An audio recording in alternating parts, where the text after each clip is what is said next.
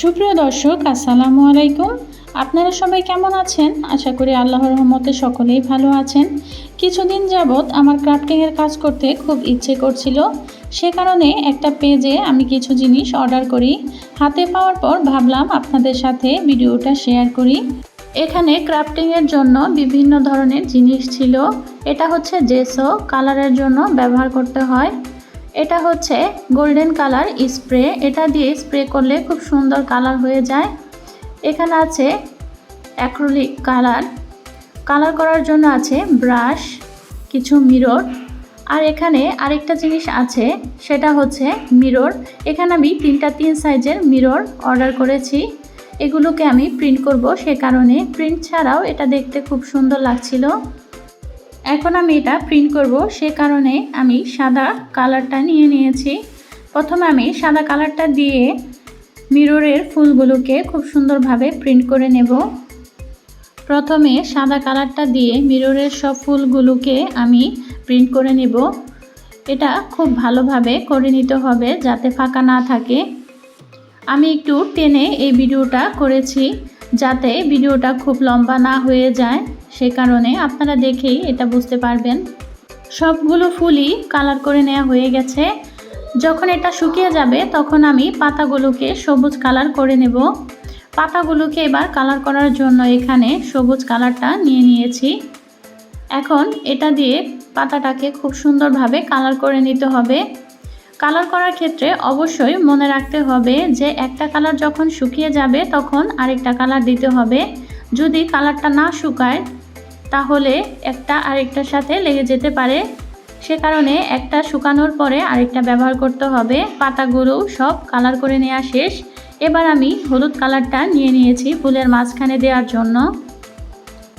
এখন ফুলের মাঝখানটাতে খুব সুন্দরভাবে এই হলুদ কালারটা দিয়ে নিতে হবে। সব কয়টা ফুলের মধ্যে কালারটাকে দিয়ে দিতে হবে।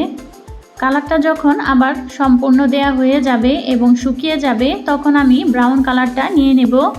এর মাঝে যে ফাঁকা জায়গাগুলো ছিল সেগুলোর মধ্যে এখন এই কালারটা দিয়ে দিব। সব জায়গায় এই কালারটা দিয়ে দিতে হবে। কালারটা দেওয়ার পরে এটা দেখতে আরও বেশি ভালো লাগবে।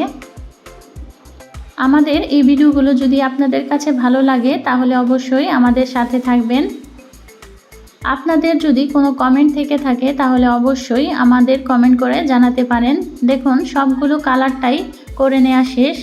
এখন ফুলের মাঝখানে আমি সাদা কালার দিয়ে একটু বর্ডার এঁকে নিচ্ছি। সাদা কালার দিয়ে বর্ডার আঁকা হয়ে গেলে যখন এটা শুকিয়ে যাবে তখন ব্রাউন কালার দিয়ে আমি আবার ফুলের মাঝখানে একটা বর্ডার তৈরি করে দেব, অর্থাৎ ফুলের মাঝখানে একটা বিন্দুর মতো দিয়ে দিব। সবগুলো ফুলেই এটা করে নিতে হবে। আমার কালার করা প্রায় শেষ। এখন এটা আমি একদিনের জন্য শুকিয়ে নেব।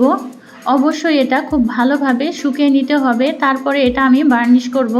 বার্নিশ করলে এর কালারটা আরও বেশি ফুটে উঠবে। একদিন পরে আমি এটা খুব ভালোভাবে শুকিয়ে নিয়েছি। এটা হচ্ছে বার্নিশ। এখন আমি এটা দিয়ে খুব সুন্দরভাবে এটা বার্নিশ করে নেব।